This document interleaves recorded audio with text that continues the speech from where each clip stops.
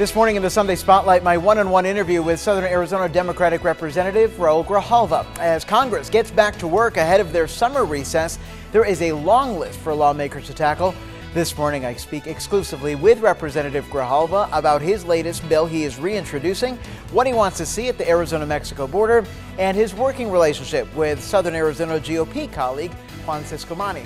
Remember, I spoke with Mr. Ciscomani last week here on Sunday Spotlight. I start my conversation this week with Representative Grijalva with the war on Ukraine. He is breaking with President Biden on how to move forward when it comes to helping Ukraine on the battlefield. Just before he left, or right as he was getting there, he talked about okaying cluster bombs to go to Ukraine. Some Democrats aren't happy about that. Some U.S. allies aren't happy about that.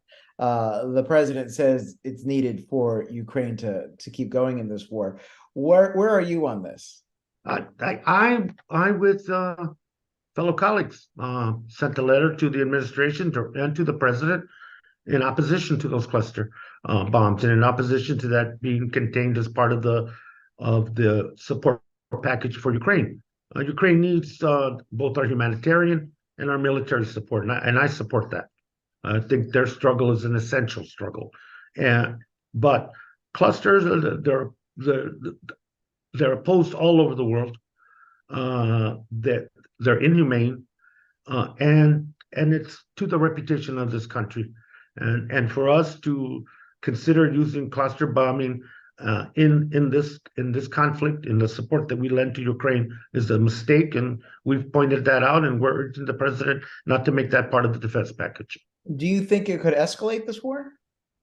I think any use of cluster bombs, which are banned by many countries across the globe, any use of those, I think it's not a question of escalating it. It's about raising the level of terror in any war, and the response would be terror meets terror. And I if that can be described as an escalation, it is a very sad one. And the people that it most jeopardizes are civilians that are non-combatants. And that's why I think it's a mistake. It just raises the level of terror. The Ukrainian people are in a terrible conflict, and to save their homeland. We should support that militarily and with other resources as much as we can, and continue doing that. But this type of weaponry, I don't think, adds to the outcome that we want, which is a victory. Let's talk about getting back to DC. Lots on the agenda when you're back for a couple of weeks before leaving for recess. One thing you're introducing is reintroducing is the Fairness for Farm Workers Act. Talk about that a little bit. Yeah, in 1938, when the Fair Labor Standards Act was proposed, exempted from that were agriculture workers and farm workers in particular. And it was done on the behest of Jim Crow senators from the South who wanted to make sure that their sharecroppers, those were tied to these endless contracts to continue to work on these farms and on these cotton farms and others in the South, would not fall under Fair Labor Standards Act. And they were successful, but it extended to farm workers across this country. All it does is include farm worker, agriculture workers. There are exceptions for family farms. There are transition times that are extended to smaller farms in order to meet this regulation. All it does, it's a fairness issue. All it does is extend to the farm workers, which we found out during the pandemic were essential to putting food on the table for the American people. When you brought this up last session, there were a lot of Democratic co-sponsors. What's different with your approach now with the GOP in control of the House? Really nothing. I mean, we haven't changed the content. We haven't changed who it affects. We'll continue to bring it up and continue to ask my colleagues in the majority, especially in education and workforce, to please allow a hearing and move on. Just work the legislative process. In terms of content and in terms of strategy, nothing's changed. It's a fairness issue. All we're doing is updating a 1938 law to our times, our situations, and including every worker in this country. I want to talk about bipartisanship. You've spoken out about differences you have with the administration. We've talked about those before. You mentioned the cluster bombs a moment ago. You do vote with your party very frequently. What's your working relationship like with Southern Arizona's other representative, Republican Juan Ciscomani? I would hope that you would agree with me that the relationship is civil, professional, and uh, uh, and not personalized in any way. I think with any working relationship, that's where it begins. He's got a bill before the Resources Committee extending the Udall Foundation, and it's a good piece of legislation that I support.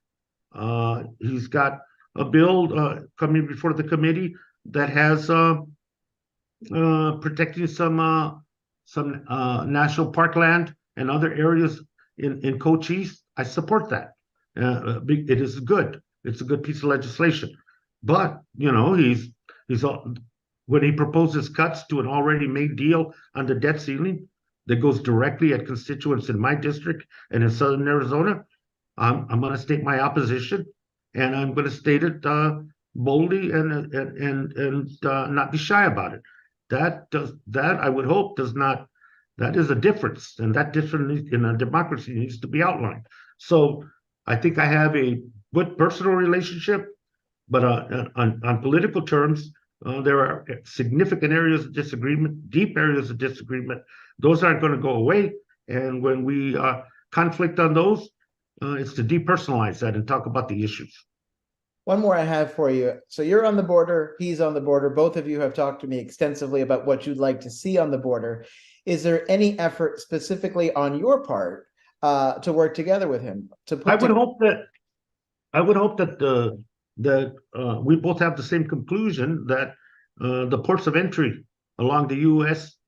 Along the Mexico-Arizona border are critical, and they all need resources and they all need attention, and they need to be brought up into this century, and so that they're useful security tools, which they are. Where close to 70% of all apprehensions and stoppages of illegal substances, whether it's fentanyl or other, are stopped at the border. But it's also our avenue, economic avenue for trade, commerce, and you can do both. And I hope we understand that that requires a big investment, and that's an area that I hope there is no conflict, and it's something that going forward, as now that he's an appropriator, can help that come about. But yeah, I think that's one area in particular. Mr. Grijalva, first elected back in 2003, says getting things done on a bipartisan basis now is much more difficult than it was 20 years ago, even within the Arizona delegation. He says that is one reason getting things done on big issues impacting you and me is more difficult and takes more time. That is it for this week's Sunday Spotlight. 13 News Live this morning. Back after a quick break.